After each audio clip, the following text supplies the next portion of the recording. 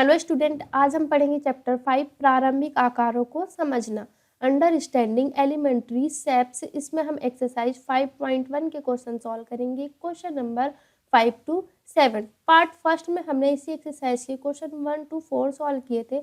आज हम 5 to 7 solve करेंगे। तो क्वेश्चन 5 देखेंगे। जांच कीजिए कि संलग्न आकृति में डी रेखाखंड AG का मध्य बिंदु है। अब क्वेश्चन में क्या कह रहा है, जांच करने के लिए कि जो संलग्न आकृति दी है इसमें डी रेखाखंड AG का क्या है, मध्य बिंदु। तो मध्य का मतलब क्या होता है, सेंटर में, यानी बीचों बीच में कौन सा बिंदु है। तो बात इसमें बोला है कि डी क्या है, मध्य बिंदु AG का है। तो हम इसमें देखते हैं जांच करके। तो यहाँ से स्टार्ट है ABCD, डी यहाँ पे है, ये क्या है डी। तो डी के इधर साइड हम देखते हैं कितनी इकाई है। तो डी से इधर देख रहे हैं ये 1 इकाई, ये 2 इकाई और ये 3। कितनी इकाई है टोटल, 3 इकाई। अब डी के इधर हम देखते हैं तो कितनी इकाई हो जाएगी, यहाँ पे देखेंगे 1 इकाई, 2 इकाई, 3 इकाई, यानी दोनों तरफ क्या है 3-3 इकाई है। तो बीच में क्या है डी, तो यानी कि मध्य बिंदु क्या है AG का डी। तो हम इसे कैसे लिखेंगे AD इक्वल कितना है, यहाँ पे 3 इकाई है तो हम लिख लेते हैं 3 इकाई। और D से G कितना है, DG, ये भी 3 इकाई है। तो अब क्या हो जाएगा, ये जब 3-3 इकाई है तो ये दोनों बराबर हो जाएगा। AD बराबर क्या हो जाएगा, DG। तो जब दोनों में देख रहे D है यानी कि बीच का पॉइंट क्या है D, यानी मध्य बिंदु AG का क्या है D। तो हम इसीलिए लिखेंगे, इसलिए AG का मध्य बिंदु D है। इस क्वेश्चन का आंसर हो जाएगा। हमें बस जांच करना था कि संलग्न आकृति में डी रेखाखंड AG का मध्य बिंदु है। तो हम देख रहे हैं जांच करने पे ये पता चल रहा है कि डी के दोनों तरफ 3-3 इकाई है, यानी कि डी क्या है AG का मध्य बिंदु है। क्वेश्चन नंबर 6, बी रेखाखंड AC का मध्य बिंदु है और सी रेखाखंड BD का मध्य बिंदु है, जहां ABC और D एक ही रेखा पर स्थित है। बताए कि AB बराबर CD क्यों है। तो हमें क्वेश्चन में क्या कह रहा है कि एक ही रेखा पर ABC ये चारों बिंदु है। एक ही रेखा पे क्या है, ये चारों बिंदु है। तो हमें बताना है कि AC के मध्य में क्या है B और BD रेखाखंड के बीच में क्या है C। हमें ये बताना था। सबसे पहले हम एक रेखाखंड बना लेते हैं। ये रेखाखंड है। अब हमें क्वेश्चन में क्या बोल रहा है, AC का मध्य बिंदु B है, पर देख रहे हैं इसमें 3 बिंदु है ABCD। तो हम यहाँ मान लेते हैं A होगा और यहाँ पे D है। तो AC के मध्य में बिंदु बोला है B, तो हम A बीच में यहाँ पे कहीं होगा, यहाँ पे मान लेते हैं कि C है। यहाँ पे क्या है C है। तो इसके बीच में एक बिंदु बोला है B, यानी कि AB के मध्य में क्या हो गया, AC के मध्य में क्या हो गया बिंदु B।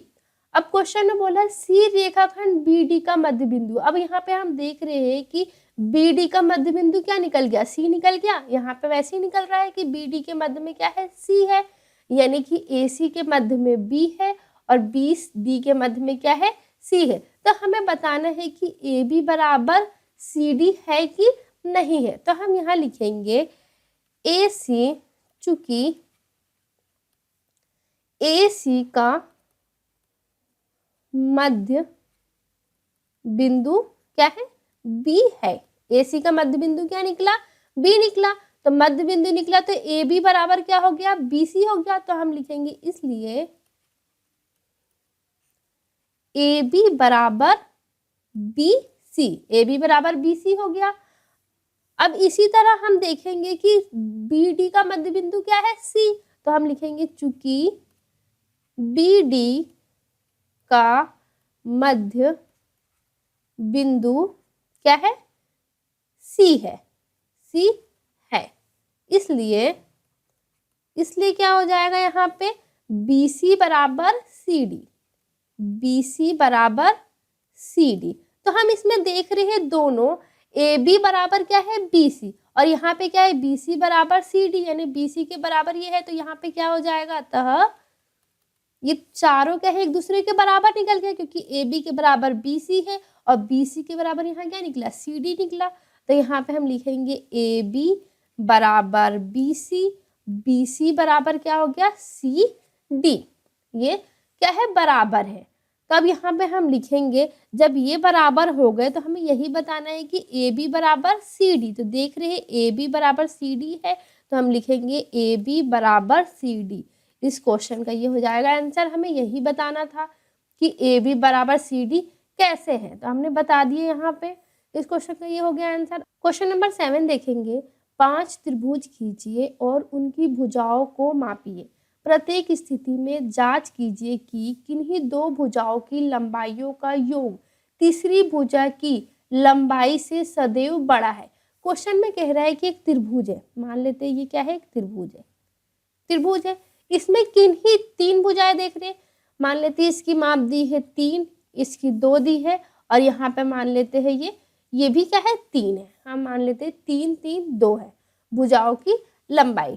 तो इसमें क्या बोला, किन्हीं 2 भुजाओं की लंबाइयों का योग तीसरी भुजाओं से सदैव क्या होना चाहिए, बड़ा होना चाहिए। यानी कि हम 2 भुजाओं की लंबाई का योग करते हैं तो तीसरी भुजा से क्या होनी चाहिए, बड़ी होनी चाहिए। जैसे कि हम यहाँ पे योग करते हैं, 2 और 3 को जोड़ेंगे तो कितना हो जाएगा, 5। 5 तीसरी भुजा से क्या है, बड़ा है, क्योंकि तीसरी भुजा क्या है, 3 है।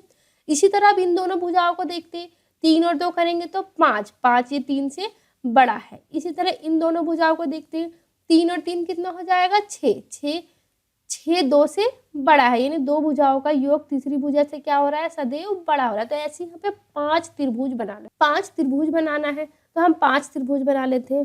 फर्स्ट एक त्रिभुज हम ऐसे बनाते हैं, ये त्रिभुज है, इसमें हम मान लेते हैं ये भुजा 2 2 3 है, ठीक है। तो इसमें हम देख लेते हैं जांच करके कि क्या ये लागू हो रहा है। तो देखेंगे 3 और 2 इन दोनों को जोड़ेंगे तो 5 होगा, 5 2 से क्या है, बड़ा है। इसी तरह यहाँ पे भी 3 और 2 को हम जोड़ेंगे तो 5 होगा, 5 इस भुजा से बड़ा है। इसी तरह इन दोनों को जोड़ेंगे तो 2 और 2 कितना हो जाएगा, 4, 4 ये तीसरी भुजा से बड़ा है। तो ये फर्स्ट त्रिभुज हो गया। सेकंड क्या हो जाएगा,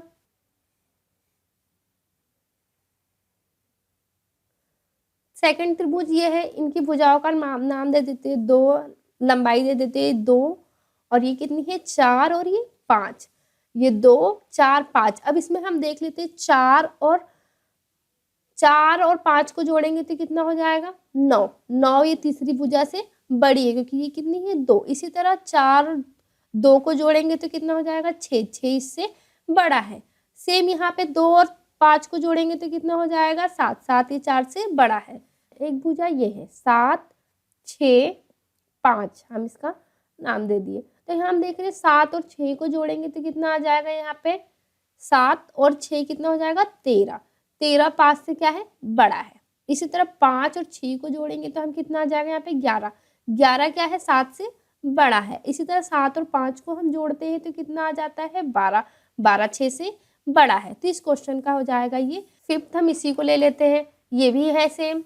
तो इस क्वेश्चन का क्या हो जाएगा आंसर, हमें 5 त्रिभुज खींचना था कि जिसकी 2 भुजाओं की लंबाई का योग तीसरी भुजा से सदैव क्या होता है, बड़ा। ये 5 त्रिभुज में ये लागू होता है, 2 भुजाओं की लंबाई का योग तीसरी भुजा से अधिक है। तो इस क्वेश्चन का ये हो गया आंसर। अगर आपको वीडियो अच्छी लगी हो तो प्लीज़ वीडियो को लाइक और शेयर करें। ऐसी वीडियो देखने के लिए चैनल को सब्सक्राइब करें और बेल आइकन का बटन जरूर दबाएं, जिससे कि आपको आने वाले वीडियो के नोटिफिकेशन मिल सके।